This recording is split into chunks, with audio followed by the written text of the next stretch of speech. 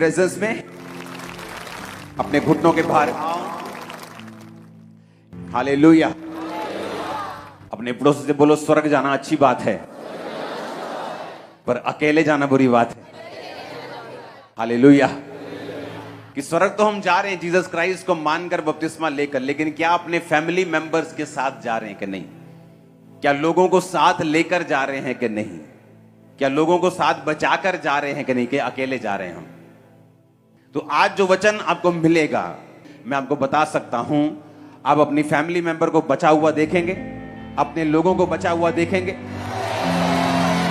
प्रेरितों के काम 1 उसकी 8, परंतु जब पवित्र आत्मा तुम पर आएगा तब तुम सामर्थ पाओगे और यरूशलेम और यहूदिया और सामरिया और पृथ्वी की छोर तक मेरे गवाह होंगे।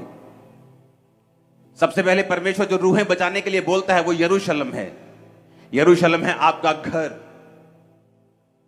आपका ऑफिस, आपके रिश्तेदार, आपके जानने वाले लोग, आपके आसपास के लोग, आपके जॉब वाले लोग, आपके स्टाफ के लोग, आपके बिजनेस के लोग।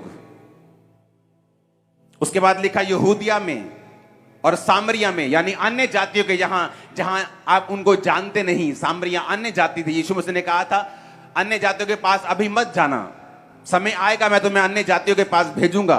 जब बाइबल कहती है पवित्र आत्मा उतरा, जब परमेश्वर का क्रूसिफिकेशन हो गया, जब वो जी उठा सब दुनिया के लिए, तो फिर परमेश्वर ने कहा अब तुम अन्य जातियों के पास भी जाना, क्योंकि पहले यरूशलेम, उसके बाद यहूदा और सामरिया में।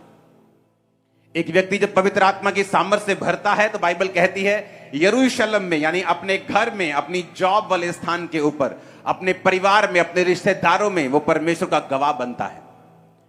उसके बाद जब परमेश्वर उसको सामर्थ देता है, ग्रेस देता है, उसके बाद वो उन लोगों के लिए भी मुक्ति का कारण बनता है जो उसको जानते नहीं, यहूदिया के लोग, सामरिया के लोग। फिर तीसरे तरह का मसा है कि पृथ्वी की छोर तक तो मेरे गवाह होंगे। ये उन लोगों के लिए है जो बुलाए गए हैं एक पास्टर के रूप में, एक अपोस्टल के रूप में, एक दास के रूप में, जो पूरी दुनिया में परमेश्वर के नाम का प्रचार कर रहे हैं। तो आज जब हम वचनों को सुनेंगे, ये बात समझेंगे कि परमेश्वर ने क्यों ये लिखा है कि तुम धरती की छोर तक, पहले यरूशलेम में, फिर यहूदिया और सामरिया में, और उसके बाद धरती की छोर तक तुम मेरे गवाह होगे।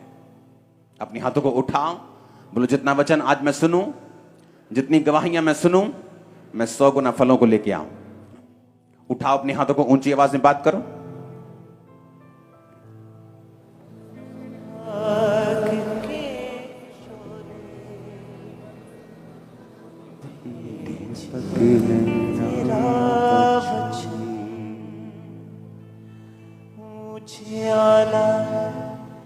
निगाहों का तेरा वचन, तू आस है, विश्वास है, तेरी मोहब्बत खास है। प्रभु यीशु मसीह के सामर्थी नाम में हम मांगते हैं।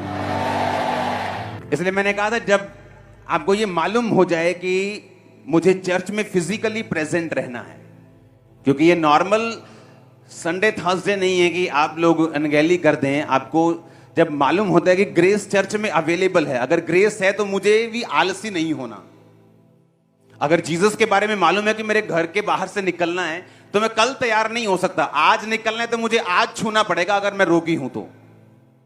अगर मुझे रोग से शिफा चाहिए, आज मुझे जाना पड़ेगा, छूना पड़ेगा। और कई हजारों तरह के काम आपको आए होंगे, आज हजारों तरह के लोगों ने दिक्कतें की होंगी। हाँ कहीं ना, शैतान तंग कर रहा होगा पिछले दिनों से, ये ज्यादा तंग कर रहा, उसे मालूम है उसका किंगडम हिल चुका है। वो क्यों? उसे मालूम है जब डिलीवरेंस का टाइम आता है, जीसस क्राइस्ट ने अपने चेलों को पहले शब्द देके भेजा, जाओ और अशुद्ध आत्माओं को निकालो और बीमारों को क्या करो, कि लोगों को पहले डिलीवर करो। ये स्पिरिचुअल चीज है भाई, ये एक आत्मिक चीज है। डिलीवरेंस देना, हीलिंग करना, ये शारीरिक नहीं है। क्योंकि ये 2 हफ्ते, 2 मीटिंग, आज और अगले ये संडे, आज और संडे, सिर्फ सोल्स के बारे में बात होगी। उनको जीता कैसे जाता है, वो जीतनी क्यों जरूरी है, परमेश्वर का वचन परिवार के बारे में, घर के बारे में क्या कहता है, परमेश्वर का वचन आपके बारे में क्या कहता है, उद्धार लेना क्यों जरूरी है, उसकी इंपॉर्टेंस हमारी लाइफ में क्या है। अपने हाथों को उठाओ और हिलाओ, बाइबल को उठाओ, बोलो ये वचन मेरे लिए हो, मुझे शुद्ध करने का कारण हो। ऊंची आवाज में बात करो प्रभु से।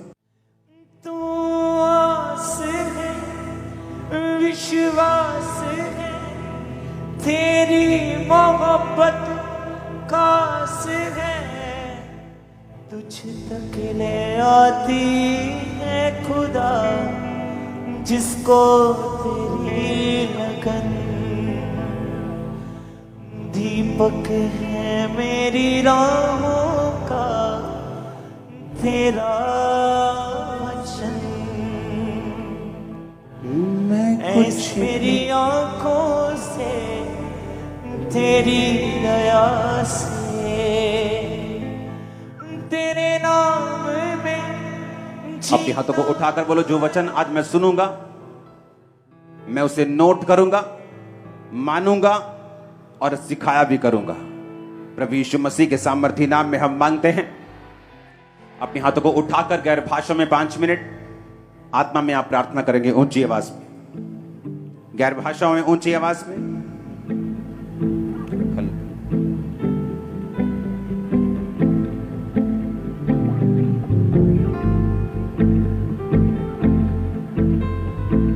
प्रभु यीशु मसीह के सामर्थी नाम में हम मांगते हैं।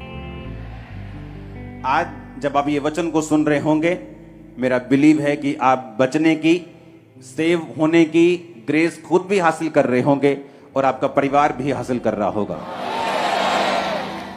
मरकुस 5 उसकी 19, यूहन्ना 1 उसकी 41, प्रेरितों के काम 16 उसकी 30 से 34 आयत।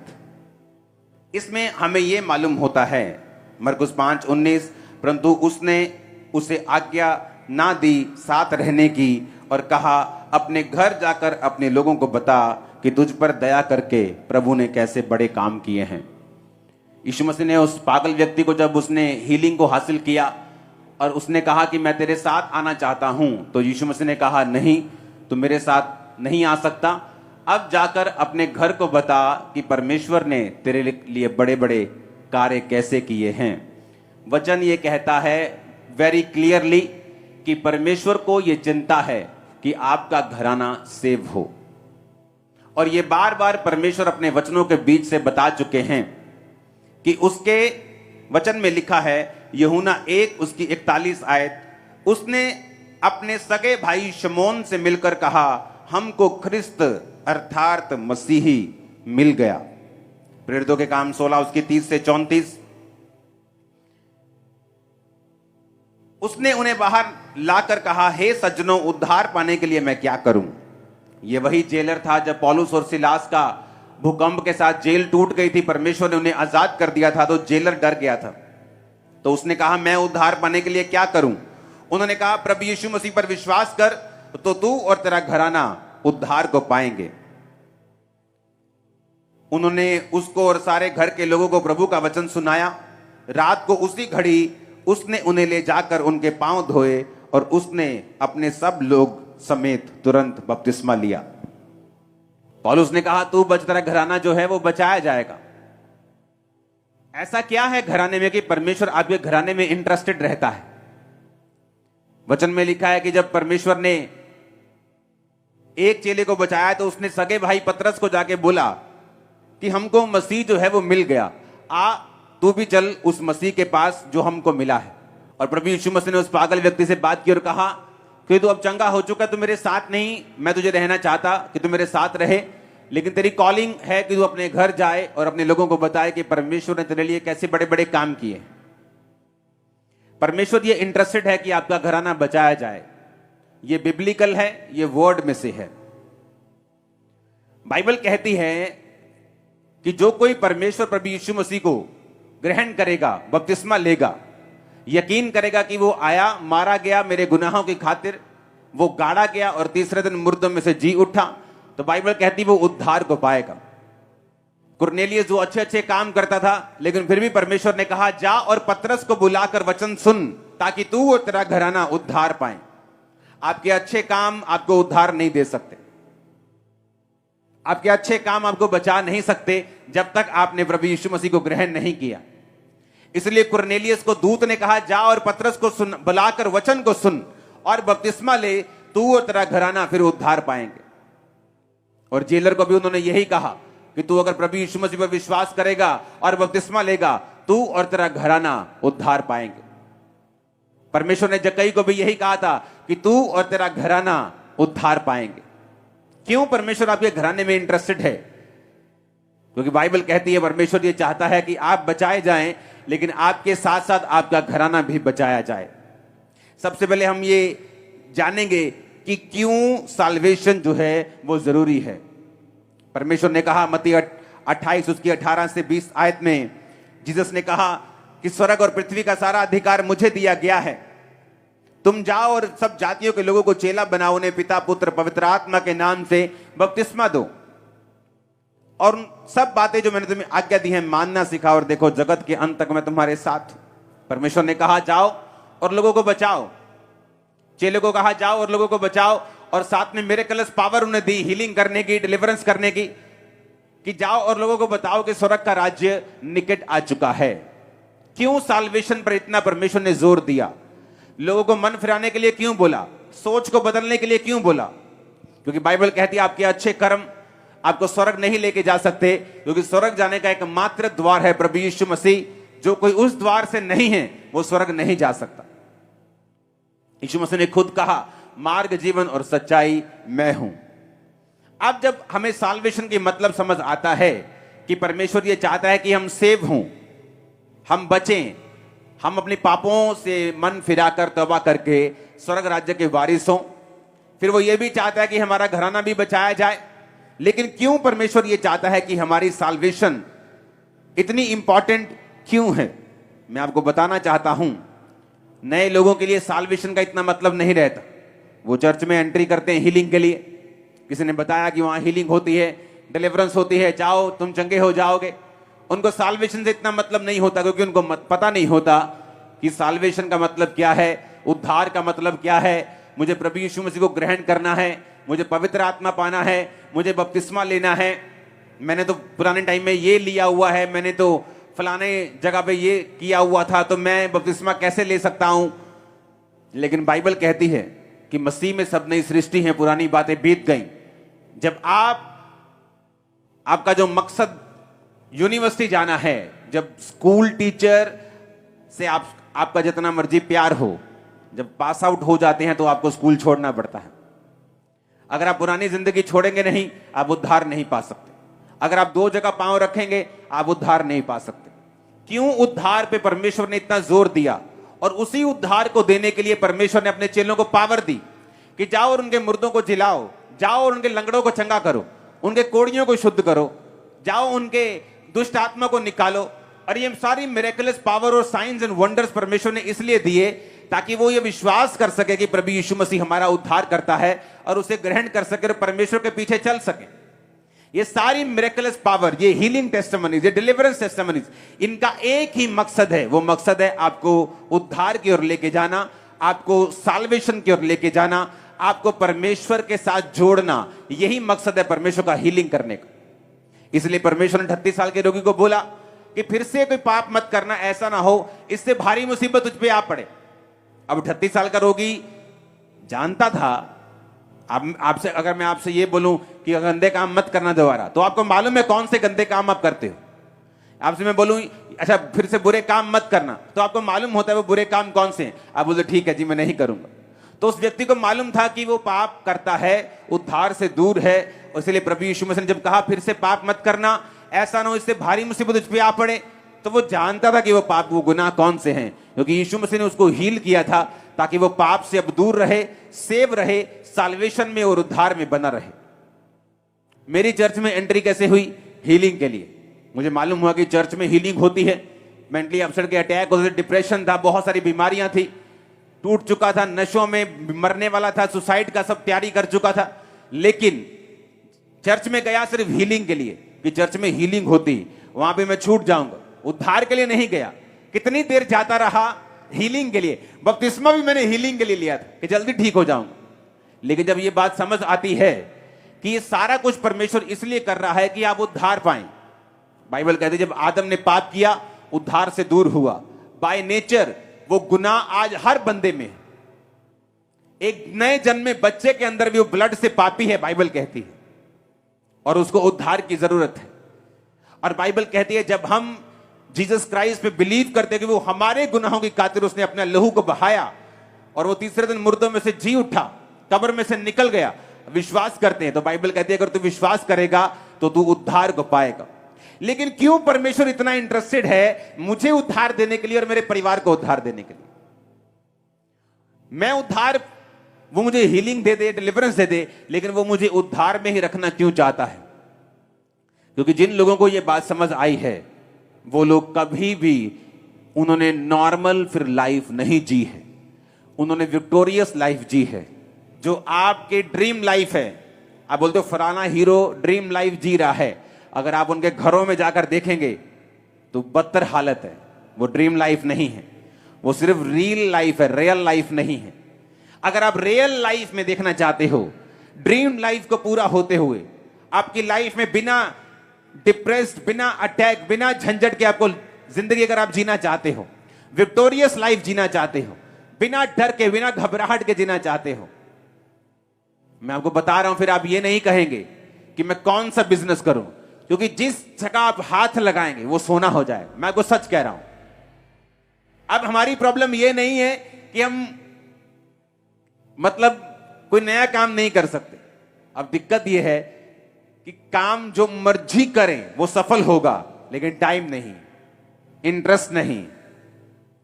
वो कोई भी फील्ड हो, मुझे मालूम है अगर मैं उस फील्ड में जाऊंगा मैं कामयाब होऊंगा। रीजन पवित्र आत्मा, रीजन परमेश्वर और उसका उद्धार, जिसके बारे में मैं समझ चुका हूं। अब आपको समझना है कि उद्धार क्यों जरूरी है।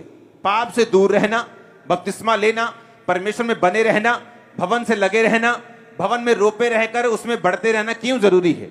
उद्धार में बने रहना क्यों जरूरी है? क्यों वचन में लिखा अपने अपने उद्धार के बारे में काम करते रहो, यह क्यों जरूरी है?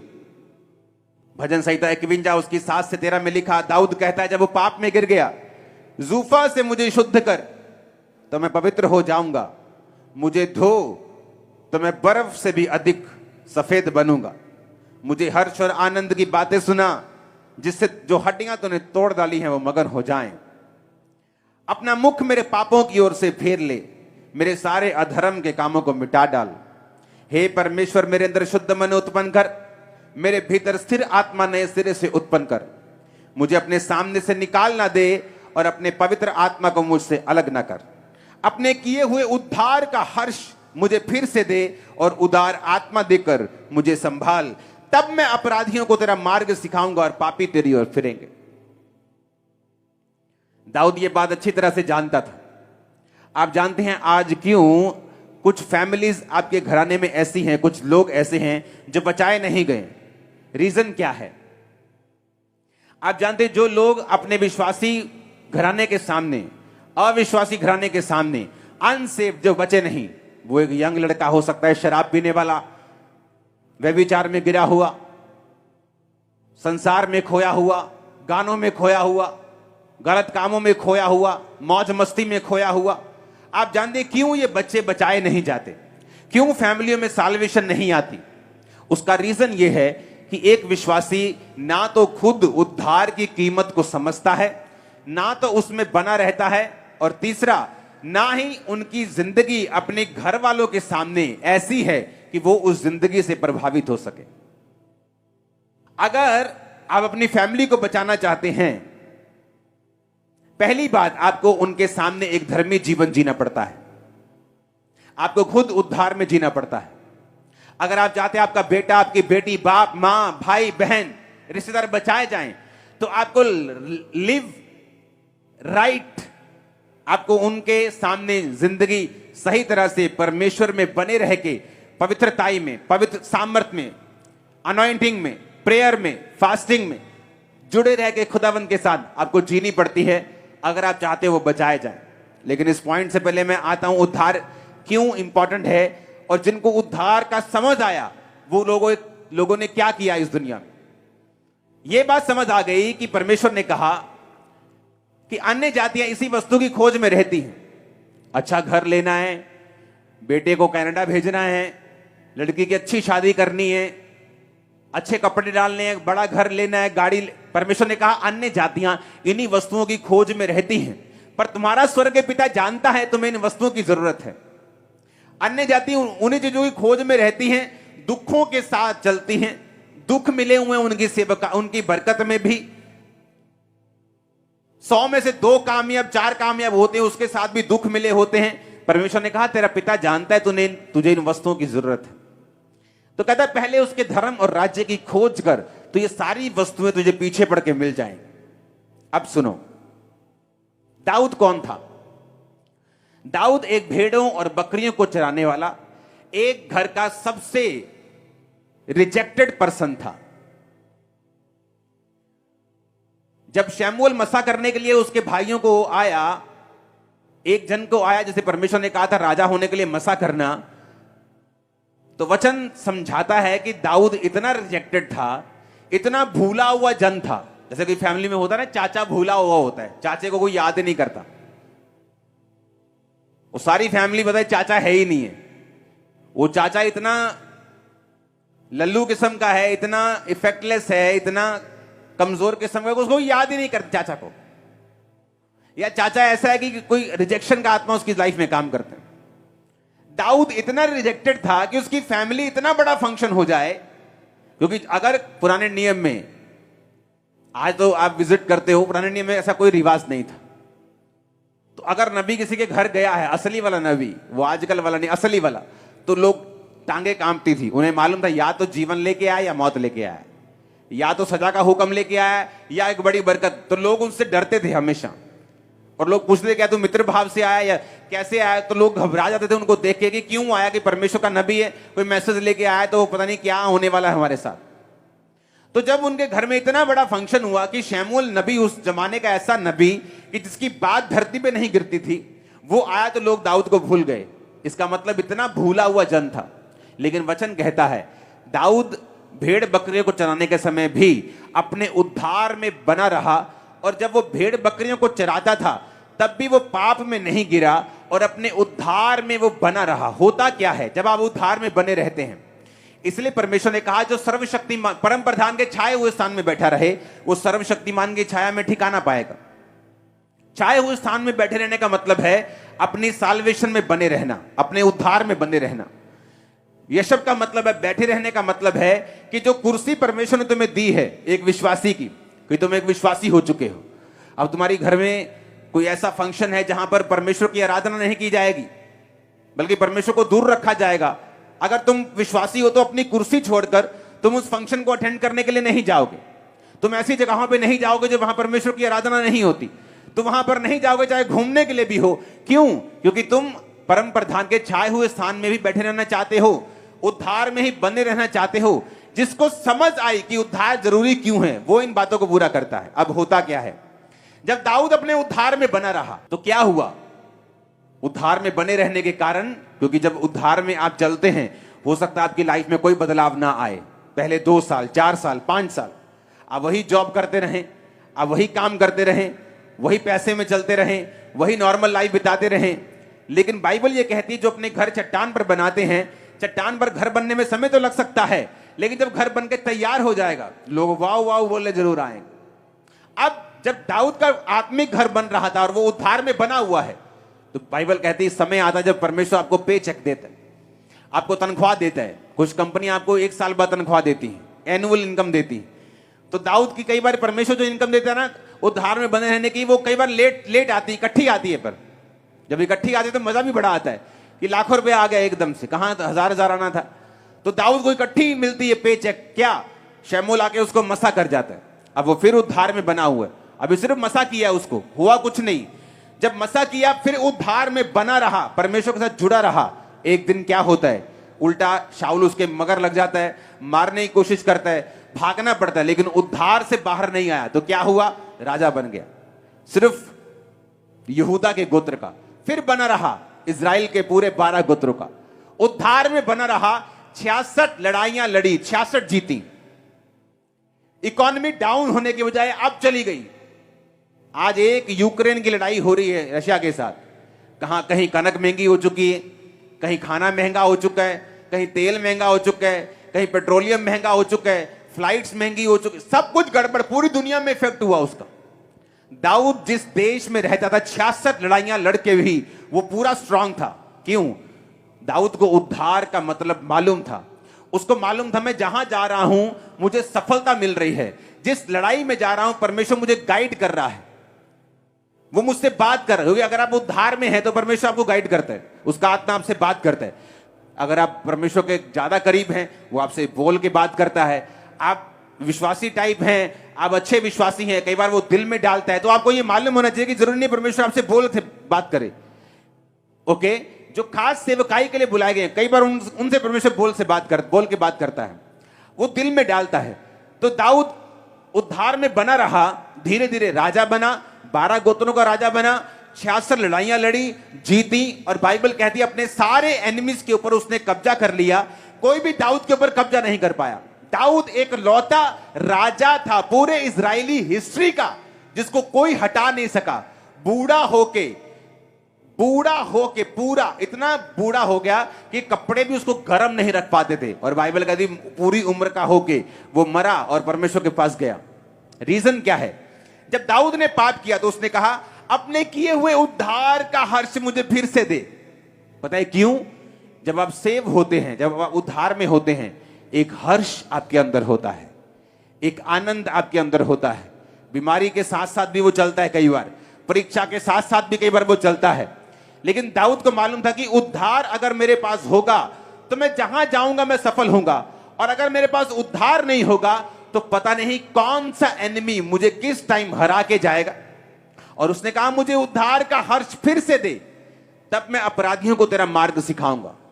आज कौन से लोग हैं जिनके अंदर रूहें नहीं बचती, जो खुद अपने उद्धार में बंधे नहीं रहते, जो आज पाप में हैं, कल तौबा कर ली, परसों फिर अपनी ऑफिस की लड़की के साथ फंस गए, फिर तौबा कर ली, फिर उसके साथ फंस गए, फिर तौबा कर ली, फिर ठीक हो गए, फिर ठीक हो गए, फिर खत्म हो गए, जो खुद नहीं बचे। तो दाऊद ने कहा तुम मुझे बचा खुदावंद, फिर से वही उद्धार का हर्ष मुझे फिर से दे, मुझे सेव कर। इतना बड़ा आदमी। और बाइबल कहती है दाऊद बीमार हो चुका था उस पाप के बाद। उसने कहा परमेश्वर ताकि जो हड्डियां तूने तोड़ दी वो मगन हो जाएं, क्योंकि वो हड्डियां के टूटने का रीजन यही था कि दाऊद पाप में था। उसे मालूम था कि मैं हीलिंग ना मांगूं, मैं बरकत ना मांगूं, मैं उद्धार मांगूं, मैं साल्वेशन मांगूं। जैसे ही उस साल्वेशन आएगी, उद्धार आएगा, तो परमेश्वर मेरे अंदर प्रवेश करेगा। पवित्र आत्मा मुझसे अलग नहीं होगा, क्योंकि जैसे आप पाप में होते हैं पवित्र आत्मा आपसे अलग हो जाता है। वरदान काम करते हैं, गैर भाषा उसी तरह काम करेगी, हीलिंग काम कर सकती है, प्रोफेटिक वर्ड काम कर सकता है, लेकिन उस बंदे को मालूम होता है कि परमेश्वर मेरे साथ नहीं है। दाऊद को मालूम था पवित्र आत्मा मुझसे निकल चुका है। उसने कहा परमेश्वर मेरे अंदर शुद्ध मन उत्पन्न कर, मेरे भीतर स्थिर आत्मा। पहले वो स्थिर था, 66 लड़ाइयां लड़ी, जीती, एनिमीज के ऊपर कब्जा किया, कोई राजद्रोह की गोष्ठी नहीं, उसके खिलाफ कोई साजिश काम नहीं कर सकी, गद्दी से उठा नहीं सकी, हिला नहीं सकी। उसको मालूम था उसका रीजन है कि मैं उद्धार में हूं, मैं पाप में नहीं हूं, मैं परमेश्वर के साथ बना हुआ हूं। उसे मालूम था कि मेरे भीतर स्थिर आत्मा दे मुझे, मैं फिर से स्थिर रहना चाहता हूं अपने मन में, अपने डिसीजंस में। उसे मालूम था मैं स्थिर रहूंगा लाइफ में, हर जगह जहां मैं जाऊंगा मैं कामयाब होऊंगा। मैं आपको बता सकता हूं, मैं आपको दावा कर सकता हूं, अगर आप लोगों ने उद्धार में बने रहे, इसको मेंटेन करके रखा, आप प्रेयर नहीं करेंगे कि मैं इस काम में कामयाब हो जाऊं, आप कामयाब होंगे 101%। आपका बिजनेस हो, आपकी जॉब हो, आपका काम हो, कुछ भी हो, परमेश्वर आपको बरकत देगा। रीजन, अगर आपने उद्धार में बने रहने का फैसला कर लिया है। दाऊद ने फैसला कर लिया, इसलिए बाइबल कहती है उसने उद्धार मांगा। उसने कहा प्रभु तू मुझे उद्धार दे, पवित्र आत्मा को अलग ना कर, ताकि जो हड्डियां टूट गई वो मगर हो जाएं, तब मैं अपराधियों को तेरा मार। दाऊद को मालूम था साल्वेशन की वैल्यू का। आप क्रिश्चियन घराने में जन्मे जरूरी नहीं आप सेव हो। अगर आपने यीशु मसीह को अपना पर्सनल सेवियर, अपना उद्धारकर्ता अगर ग्रहण नहीं किया, बपतिस्मा नहीं लिया तो। और दाऊद को मालूम था ये आशीष मांगनी, हीलिंग मांगनी, जीत मांगनी सब व्यर्थ है अगर मेरी लाइफ में उद्धार नहीं है। तो उसने उद्धार मांगा। उसने कहा प्रभु मुझे सेव कर, अपना आत्मा मुझे फिर से दे। उसे मालूम था अगर आत्मा आ गया तो कामयाबी मेरे पास होगी। क्या कहता है वचन इब्रानिया 8 से 11 आयत। विश्वास ही से अब्राहम जब बुलाया गया तो आज्ञा मानकर ऐसी जगह निकल गया जो मिरास में लेने वाला था, और ना जानता था कि मैं किधर जाता हूं, तो भी निकल गया। विश्वास ही से उसने प्रतिज्ञा किए हुए देश में, पराये देश में परदेशी के समान रहकर इसहाक याकूब समेत जो उसके साथ प्रतिज्ञा के वारिस से तंबुओं में वास किया, क्योंकि वह उस स्थिर नींव वाले नगर की बाट जोता था जिसका रचने वाला और बनाने वाला परमेश्वर है।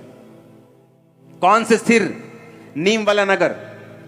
हेवनली यरूशलेम। बाइबल कहती है वो यरूशलेम की बाट जोता था, वो स्वर्ग जाने की तैयारी कर रहा था। आप जानते हैं जिस दिन स्वर्गदूत ने कहा अब्राहम तेरे बेटा होगा, स्वर्गदूत ने कहा मैं जो 100 साल का होने वाला हूं, क्या पुत्र उत्पन्न करूंगा?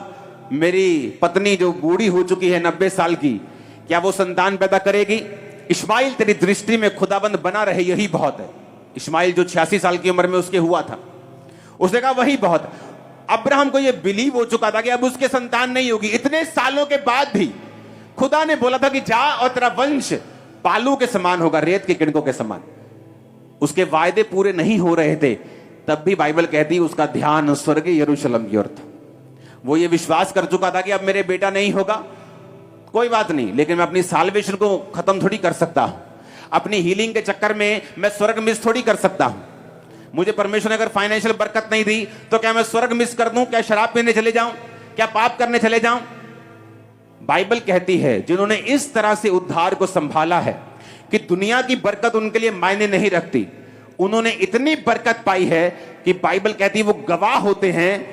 दाऊद देख लो, अनलिमिटेड बरकत। अब्राहम देख लो, राजा लोग उससे जेलसी करते थे, राजा लोग उसकी लाइफ में बो के जाते थे, उसके बेटे से राजाएं गवर्नमेंट जेलसी करते थे। इतना वो बरकत, इतनी उनकी सामर्थ्य, इतनी प्रॉपर्टी थी। रीजन, उनको सेव होने का मतलब समझ आ चुका था। वो साल्वेशन के मतलब को समझते थे, उसमें बने रहने के कारण को भी समझते थे। जब इंसान एक फैसला कर लेता है कि मुझे सेव होना है, मैं परमेश्वर के पीछे चलूंगा, ये बरकत नहीं मिली तो भी चलूंगा, अगर ये ना मिला तो भी चलूंगा। अगर आपने अपना मन साल्वेशन के ऊपर लगा लिया तो मैं आपको बता रहा हूं, मैं वो कह नहीं पा रहा हूं, मेरे मन में वो वचन है, आप एक तरह ऐसा चुंबक बन जाते हैं, आप जिस चीज को टच करेंगे ना वो हीरा बन जाएगा। मैं सच कह रहा हूं, मैं आपको सच कह रहा हूं। रीजन, आपके अंदर स्पिरिट होनी चाहिए, आत्मा होना चाहिए, पवित्र आत्मा। वो होता है इस उद्धार से। अब आपको यह समझ आ गई कि उद्धार क्यों जरूरी है, क्योंकि मेरी लाइफ का हर एक पहलू, हर कोना उद्धार पर निर्भर करता है। कुछ मूर्ख लोग मैंने देखे खुद पाप करी जाएंगे, चर्च में आके प्रेयर रिक्वेस्ट पे प्रेयर रिक्वेस्ट दे जाएंगे, मेरा ये काम नहीं हो रहा, मेरा ये काम नहीं हो रहा, मेरा ये काम नहीं हो रहा, मेरा ये काम नहीं हो रहा। कैसे होगा काम? बाइबल कहती है सारी बरकतें परमेश्वर ने कहा था मेरे धर्म और राज्य की खोज के साथ जुड़ी हुई है, कि जब तुम धर्म और राज्य की खोज करोगे, जब तुम मेरे पीछे चलोगे, उद्धार पाओगे, बपतिस्मा लोगे, एक धर्मी जीवन जियोगे, तो यीशु मसीह ने खुद कहा है कि ये सारी वस्तुएं तुम्हें पीछे पड़ के मिलेंगी। पीछे पड़ के मतलब तुम्हारे पीछे लग जाएंगे। ऊंची आवाज में हालेलुया बोलो। दाऊद और अब्राहम अपने साल्वेशन और अपनी आत्मिक जिंदगी के लिए इतने कंसर्न थे, इतने चिंतित थे कि दाऊद जब बीमार था उसे हीलिंग की परवाह नहीं थी।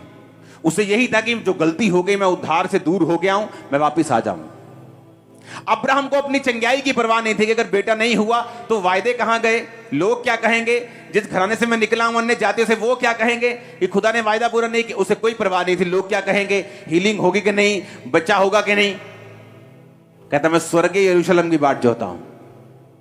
आज रियल में अगर आप क्रिश्चियनिटी विजिट करेंगे, उन लोगों के पास बरकत नहीं है जिन्होंने बड़ी बड़ी गवाहियां ली हैं, या वो खुदा में बहुत बड़ी तरह से नहीं चले, लेकिन अगर उस हीलिंग वाले ने उद्धार को भी सीरियसली लिया है तो उनकी बरकतें देखना कितनी है, उस सेवकाई की बरकतें देखना कितनी है।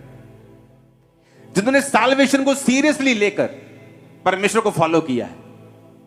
हालेलुया। अब मैंने उद्धार पा लिया, इसकी वैल्यू को समझ गए कि मेरी लाइफ में हर जगह उद्धार काम करता है, ये एक मास्टर की है। मेरे बिजनेस में, मेरी जॉब में, मेरी मैरिड लाइफ में, हर जगह ये काम करेगी अगर मैं इसमें बना रहूंगा तो मास्टर की समझ आ गई। अब परमेश्वर क्या चाहता है? कहता अगर तू बचेगा तेरा घराना क्या पाएगा? उद्धार पाएगा। कई बार जब आप उद्धार पाते हैं, आपका घराना अगर उद्धार में नहीं है तो भी आपकी फैमिली पूरी तरह से पीस में और शांति में नहीं रह पाती। सबसे पहले मुझे यह समझ आ गया कि मैं उद्धार क्यों पाऊं। अब यह समझ आ गया कि परमेश्वर ने कहा था कि तेरा परिवार जरूरी है, इसलिए उसने कहा अपने घर जाकर लोगों को बता। इसलिए पतरस का भाई जब पतरस से जाके कहता कि हमें खत ख्रिस्त मिल गया, जेलर कहता मैं आप उद्धार पाने के लिए क्या करूं? बपतिस्मा ले, तेरा तू और तेरा घराना उद्धार पाएंगे। जक्कई को बोला तू और तेरा घराना। घराने में परमेश्वर इंटरेस्टेड है क्योंकि आपकी बरकत, आपकी शांति आपके घराने, आपकी फैमिली के साथ जुड़ी हुई है। आपका दोस्त आपसे बदतमीजी करे, आप उसे चेंज कर सकते हो, फैमिली चेंज नहीं कर सकते।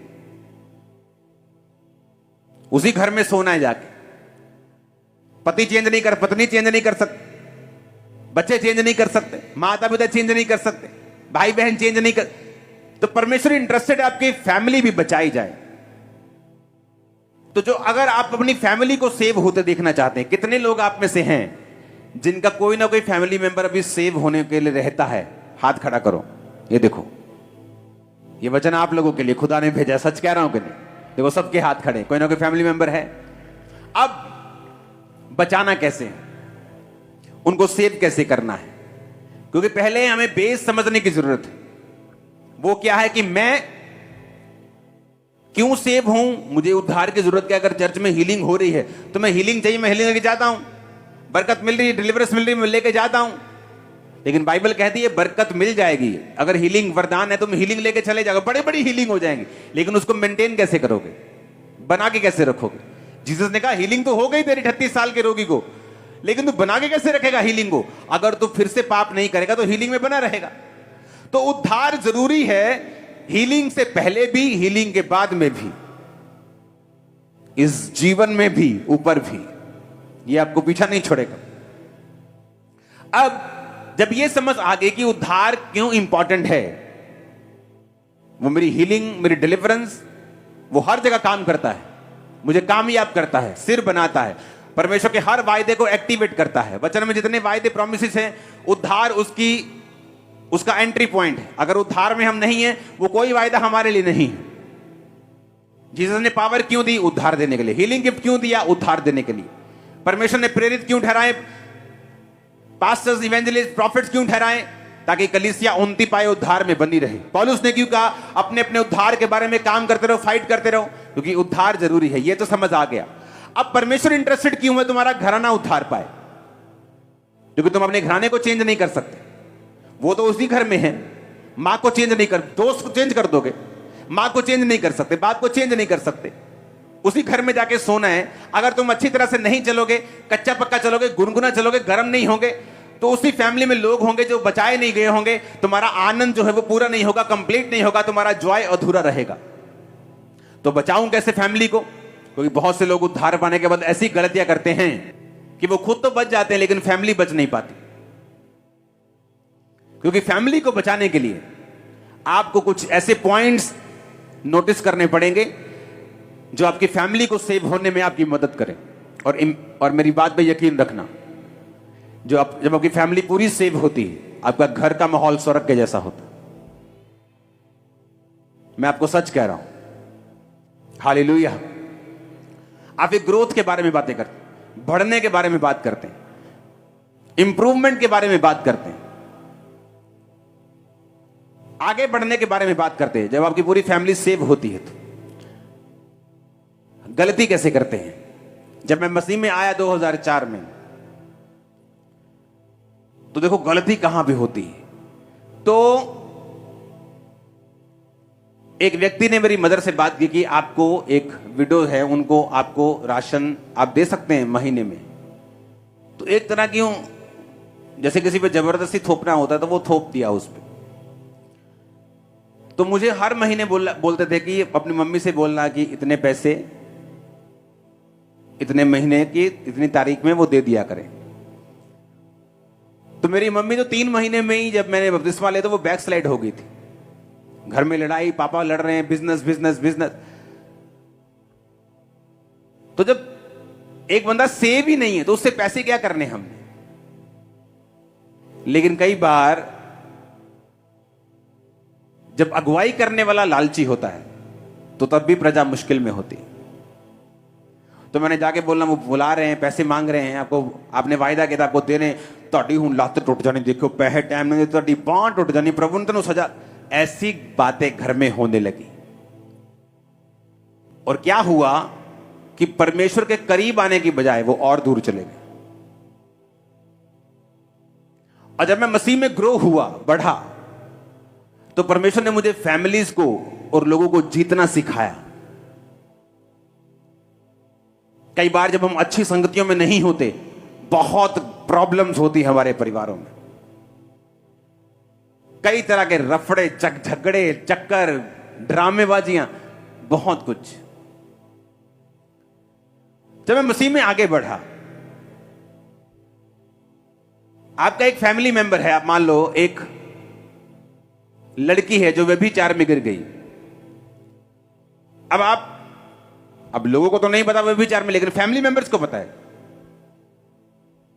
एक यंग लड़का व्यभिचार में, लोगों को नहीं मालूम, चर्च के बिलीवर्स, लेकिन आपको पता है, आप फैमिली मेंबर हैं। जब आप प्रेयर में जाते हैं, आपको स्पिरिट को डांटना है। उसके पीछे की स्पिरिट जो है व्यभिचार की, चोरी की, डिस्ट्रैक्शन की, जब आप उस स्पिरिट को डांटते हैं प्रेयर में, तो परमेश्वर उन व्यक्तियों को आजाद करता है। यीशु मसीह के पास लाए एक गूंगे को। अब अगर उसकी स्कैनिंग कराने जाएंगे, एमआरआई का टेस्ट कराएंगे, तो कोई ना कोई प्रॉब्लम तो निकलती। अगर उस समय पे होती कि गले का वोकल कोड खराब है, फलानी चीज खराब, लेकिन पीछे कौन था? दुष्ट आत्मा। जीसस ने दुष्ट आत्मा को निकाला, वो बंदा ठीक हो गया, गूंगा बोलने लगा। निकाली दुष्ट आत्मा, पर गला ठीक हो गया। जब आप एक अनसेव्ड व्यक्ति को अपने परिवार में देख रहे हैं, आपका बेटा है, बेटी है, मां है, बाप है, नशे में, उस स्पिरिट को देखो, कौन सी स्पिरिट इसकी लाइफ में काम कर रही। और जब आप प्रेयर में बैठेंगे, उस स्पिरिट पे हमला करो। आप क्या करते हो? आप देखते हो कि आपका बेटा नशा करके, आप रोते हो, हाय तू नशा करके आया, आप रोते हो। प्रभु बोले, प्रभु कुछ कर, प्रभु कुछ कर मेरे बेटे को। एक पास्टर प्रेयर कर रहा था और खुदा ने बात करनी शुरू कर दी, और एक बंदर आ गया बीच में, और बंदर की स्पिरिट डिस्टर्ब करने लगी, करने लगी। उसको यीशु की आवाज सुननी बंद हो गई। वो गुस्सा करने लगा अंदर से कि जीसस क्राइस्ट, आप मुझसे बात कर रहे हैं, दुष्ट आत्मा तंग कर रही, आप डांटते क्यों नहीं दुष्ट आत्मा को? भगाओ इससे। जब यीशु ने कुछ नहीं किया तो गुस्से में आके बोला, ए दुष्ट आत्मा भाग जा। वो दुष्ट आत्मा चली गई। जीसस से बात हुई, उसने कहा, जीसस आपने दूर क्यों नहीं किया? जीसस ने कहा, तुझे दूर करना है, मुझे नहीं। पावर तुझे दी गई है। देखो मैं सांपों और बिच्छुओं को रौंदने का और शत्रु की सारी सामर्थ पर किसे अधिकार देता हूं? खंबरे के बाहर आवाज जानी चाहिए, बोले मुझे। किसको अधिकार दिया है? पिछले थर्सडे मैंने बताया था, डिजर्नमेंट, परख का आत्मा। आप जब बैठेंगे, आपको मालूम होता है इस लड़की के अंदर डर का आत्मा है, इसके अंदर कंफ्यूजन का आत्मा है, इसके अंदर कमजोरी का आत्मा है। बिना चीज कमजोरी, यानी कि काम बहुत कर लिया, कमजोरी, दुष्ट आत्मा है उस कमजोरी का। डिस्ट्रैक्शन, नशा, व्यभिचार, दुष्ट आत्मा है। आप जब उनको देखते हैं, आप प्रेयर में बैठेंगे और आत्मिक आंखों से देखेंगे, वो तब खुली होंगी जब आपने सिलेंडर चोरी नहीं किए होंगे, बिजली चोरी नहीं की होगी, जब दिन में 10 चोरियां की हो, 10 चुगलियां की हो, तो आत्मा दिखाएगा क्या? आंखें तो बंद रहेंगी। आंखें बंद रहेंगी जब दारू पी के लड़का घर आएगा, देखेगा कुछ नहीं, आत्मा में रोती तुम भी रहोगी, और चर्च के पास्टर को भी साथ में तुम रुलाती रहोगी, पास्टर जी इसके लिए प्रेयर करो, 10 साल हो गए, कुछ हो नहीं रहा है। तो जब मैं उद्धार में हूं और प्रेयर में बैठा हूं, तो मुझे समझ आ रही है कि इस लड़के के पीछे एक ये वाली दुष्ट आत्मा है, इसके पीछे जादू उटोना है, इसके पीछे ये स्पिरिट है। तो जब मैं प्रेयर में बैठूंगा, उस स्पिरिट को ब्रेक करूंगा इसके अंदर से, खुदाबंद यीशु के नाम में। जादू टोना, ये नशे की स्पिरिट, ये गंदी आत्मा इस बेटी से, इस भाई से आउट हो, आउट हो, आउट। जब आप प्रेयर माउंटेन की प्रेयर अटेंड करेंगे उस प्रेयर में आप चलेंगे, अपने बेटे की, अपनी बेटी की, अपने भाई की, मां की, बाप की, अपने रिश्तेदारों की आप स्पिरिट को चेक करेंगे और डांटेंगे उन स्पिरिट्स को, उनको छोड़ के जाएं। जब तक स्पिरिचुअल चीजों की वैल्यू हमारी निगाहों में नहीं बढ़ती, तब तक हम बरकत नहीं पाएंगे और सेव नहीं होंगी फैमिलीज। किसी के घर में कोई मर जाए, रोते लोग, रोते कि नहीं रोते? बताओ भाई, रोते कि नहीं? लेकिन किसी के घर में कोई आत्मिक मौत हो जाए तो लोग रोते नहीं। क्या आत्मिक मौत ज्यादा रोने योग्य है कि शारीरिक मौत? शरीर में मरे तो ऊपर स्वर्ग, आत्मा में मरे तो नीचे भी नरक और ऊपर भी नरक। तो कौन सी मौत ज्यादा रोने योग्य है? आत्मा की। क्या तुम रोए कभी? क्या कभी रो के प्रेयर की अपने बेटे के लिए जो बचा नहीं, अपने परिवार के लिए? क्योंकि हमने तैयारी नहीं की है उनके बचने की। हमें आत्मिक मौत ऐसी लगती है तो ठीक है, ओ नहीं ये चर्च नहीं जाता, ओ मैं इनू कहना भी नहीं, बहुत बहुत दयालु बन गए जिदा ना, बहुत भले मानस दा हुंदा बंदा ना, बहुत किते नहीं नहीं मैं नहीं कहता इनू चर्च जान। तुम उसे धक्का दे रहे हो नरक की ओर। नीचे भी लाइफ नरक कर बैठेगा वो, और ऊपर भी नरक कर बैठेगा। जब लाइफ में, आंखों में, निगाहों में स्पिरिचुअल मौत का दर्द ही नहीं है तो तुम रोगे नहीं जब प्रेयर में बैठोगे। जब प्रेयर में बैठोगे और अगर आत्मिक मौत का दर्द होगा कि यह बंदा आत्मिक मरा हुआ है, ये फैमिली मेंबर, आप रो के प्रेयर करोगे, प्रभु इसे जी उठा, इसे छू, स्पिरिट को डांटोगे और उसके लिए प्रेयर करोगे। कितने मेरी बातों को समझ रहे हैं? आप उनके लिए, उनके सामने राइट रीति के साथ जियोगे, आप उनसे हमेशा प्रेम करोगे, आप उनके सामने हमेशा पेशेंस रखोगे।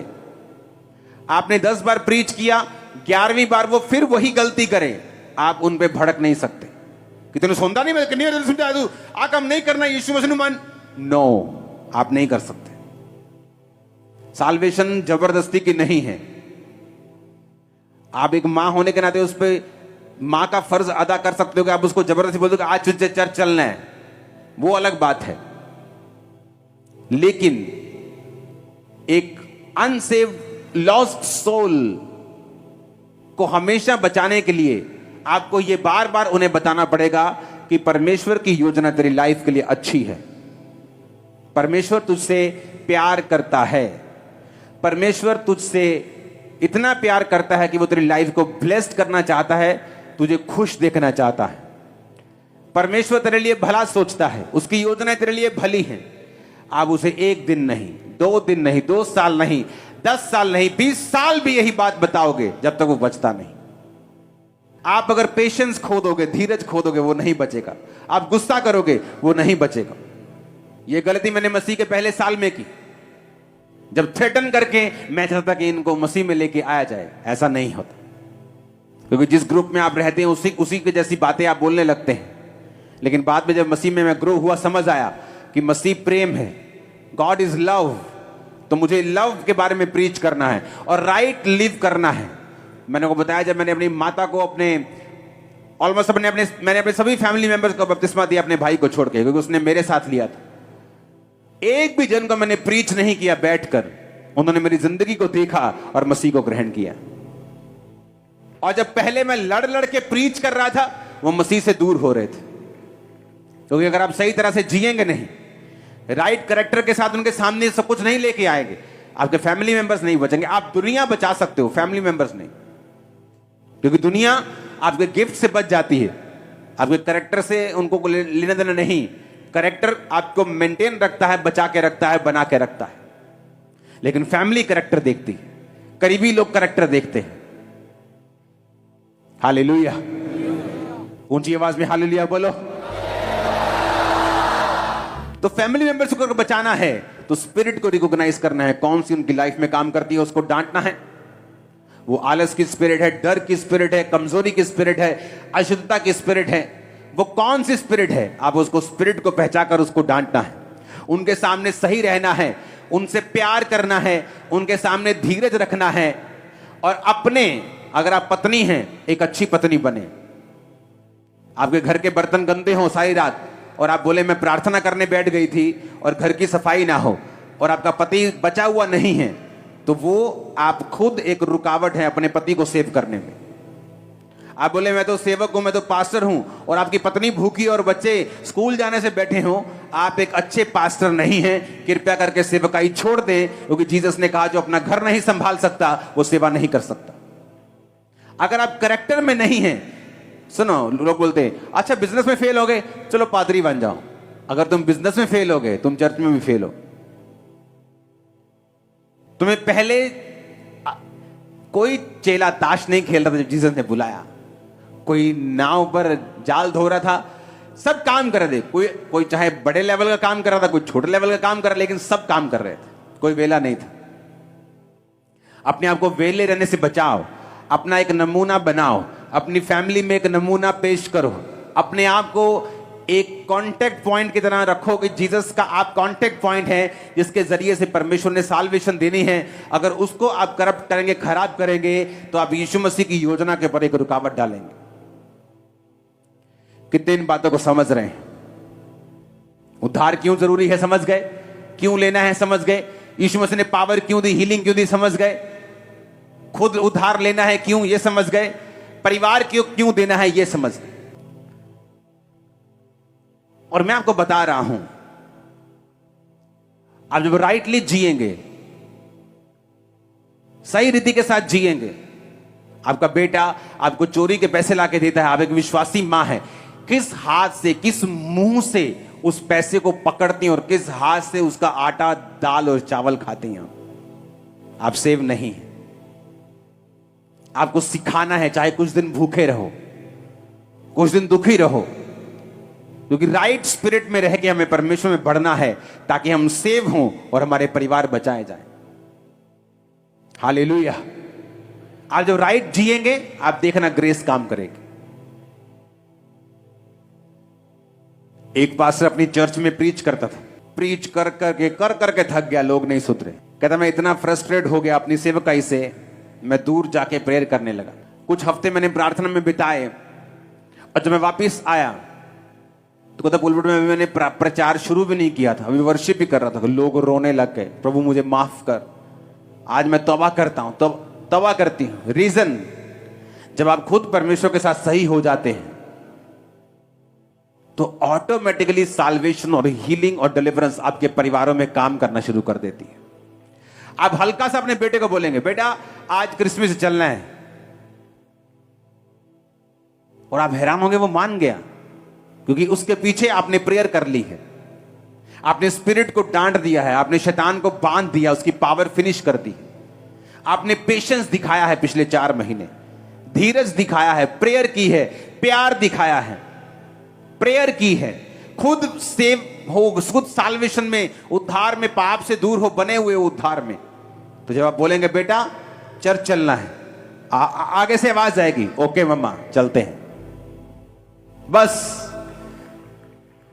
पहले वो क्रिसमस आना शुरू करेगा, क्रिसमस, ईस्टर, फिर बड़ी बड़ी मीटिंग, फिर हर संडे आपको छोड़ने के लिए, उसके बाद हर संडे खुद आपसे भी आगे बैठा होगा। ये मैंने देखा है। इमेजिन करो मैं चर्च के बाहर गेट के ऊपर 5 बंदे खड़े कर दूं, अल्कोहल मीटर लेके, आपके मुंह को सूंघे कि शराब तो नहीं पी, शराब पी, बाहर ही फैंटा चाट दो, ऐसा पीटो उनको दोबारा चर्च में शराब पी के एंटर ना करें। ये तो वो बात हो गई कि हॉस्पिटल के बाहर बंदे खड़े कर दो और बोलो कोई बीमार आया तो फैंटी चाट दो, सारे बीमार फैंटी चाट दो, कोई बीमार नहीं बढ़ना चाहिए। अरे परमेश्वर का घर ही बीमारों के लिए, पापियों के लिए। जीसस ने कहा मैं धर्मियों को बुलाने थोड़ी आया हूं, वो तो पहले सही है, मैं तो पापियों को बुलाने आया हूं। एक बंदा अन्य जाति से, पूरा वेशभूषा अन्य जातियों की, पूरा मैं बोल नहीं सकता, आया चर्च में, फुल दारू से रजा हुआ, 1.5-2 बोतल शराब पीने वाला बंदा, बड़ी शराब पी गया, क्या करे जी, कोई बात नहीं, बैठा रहने दो।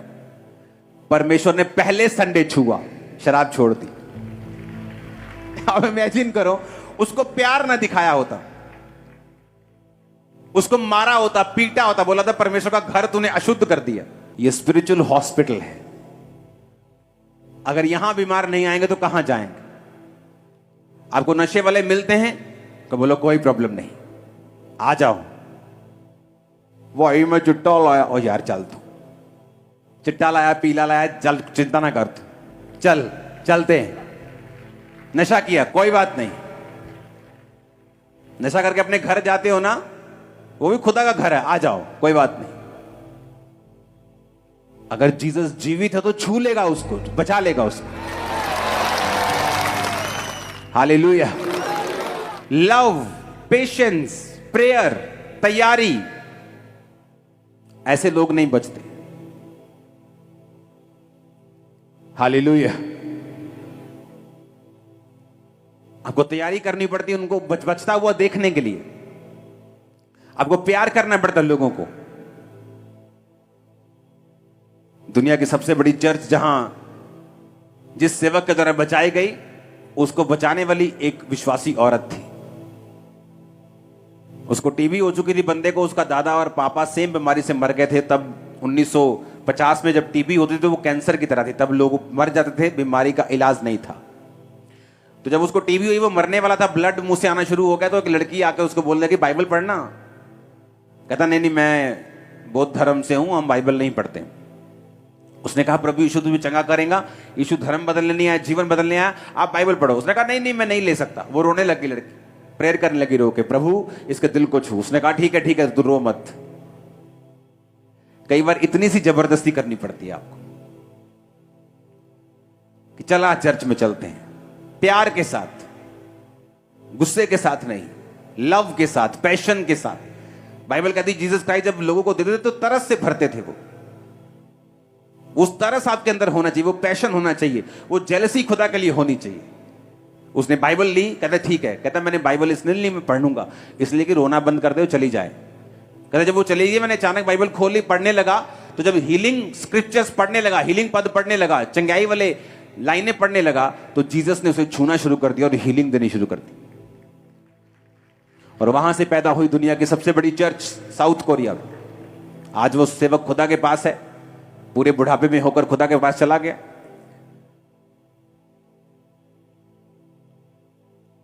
हालेलुया। अब अपने घरों में लोगों को इनवाइट करते हैं, प्रीच करते हैं।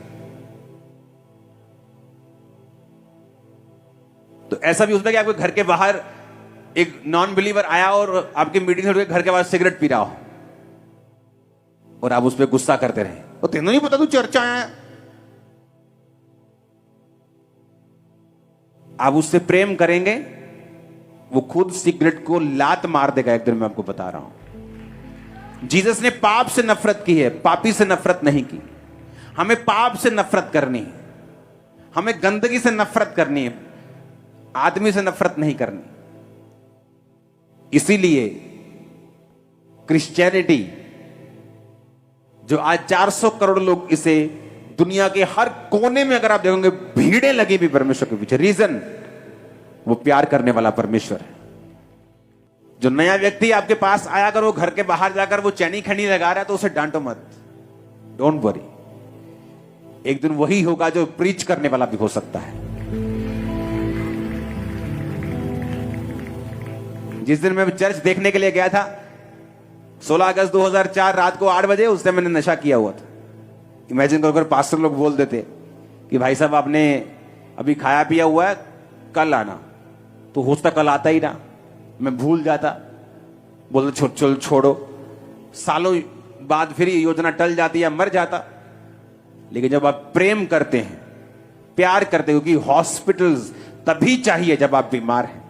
जब चंगे हो गए फिर क्या सिर पे मारना है हॉस्पिटल तुम्हारा?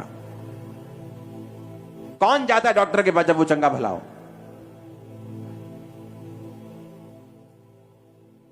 आज के बाद ये ग्रेस आपके सिर पे होगी रूहों को बचाने की।